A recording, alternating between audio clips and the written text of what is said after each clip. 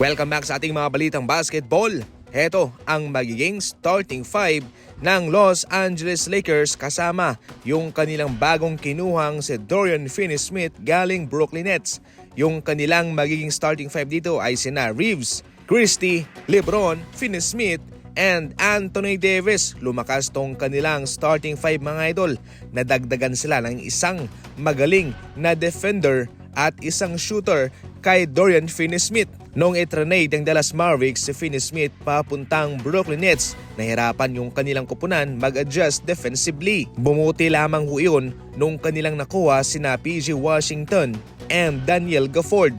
Pero ngayon, ito ay isang magandang balita sapagkat siya ay nasa Lakers na at yan mismo ang kanilang kinakailangan. Depensa at yung kanyang pagiging shooter. Ito ang buong detalye. Etranade ng Lakers sina Russell, Maxwell Lewis kasamang 3 second round picks papuntang Brooklyn Nets para kay Finney-Smith at kay Shake Milton. Bale 2 beses na nga akong na-trade si Russell papuntang Brooklyn Nets mga idol, at sa unang pagkakataon nung siya ay itranade ng Nets papuntang Golden State Warriors ay hindi nga humaganda yung kanilang relasyon. Subalit malaking tulong pa rin para sa Brooklyn Nets yung kanilang matatanggap na 3 second round picks para sa kanilang pag-rebuild. Samantala, isusunod pa rin ng Brooklyn Nets itong si Cam Johnson sa kanilang iti-trade. Ang isa sa mga kasulukuyang nauugnay sa kanila ay ang Golden State Warriors mga idol. At ganun pa rin yung kanilang gustong makuha sa Golden State.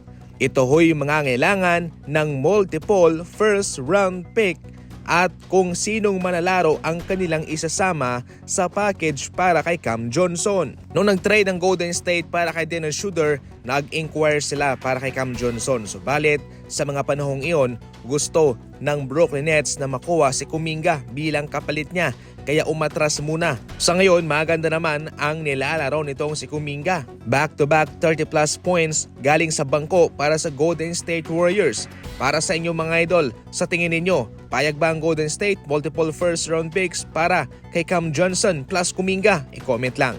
Samantala, seryoso pa rin ang Washington Wizards na i-trade itong si Kyle Kuzma mga idol. Ayon sa mga executive ng ibang kupunan, itong Washington ay seryoso at aktibo para i-trade si Kuzma bago sumapit ang trade deadline sa February 6. Subalit pinangambahan na mukhang maliit lamang ang kanyang value sa trade market sapagkat mayroon siyang dinaramdam na injury sa ngayon. Ito ay tungkol pa rin mga idol sa kanyang sprained rib cartilage. Nagtitrade ang isang kupunan para mag-improve yung kanilang roster para magamit nila kaagad. At syempre, para magkaroon ng instant impact kaagad yung kanilang manlalarong kukunin. At kaya sa kaso ngayon itong si Kyle Kuzma na mayroong dinaramdam na injury, ito'y mahirap para sa Washington. Subalit mga idol, nakadepende na lamang yan sa kupunang magtitrade para sa kanya. Yan lang mo sa ngayon ng ating mga fast break balita, and as always, maraming salamat po sa panunod. Peace out.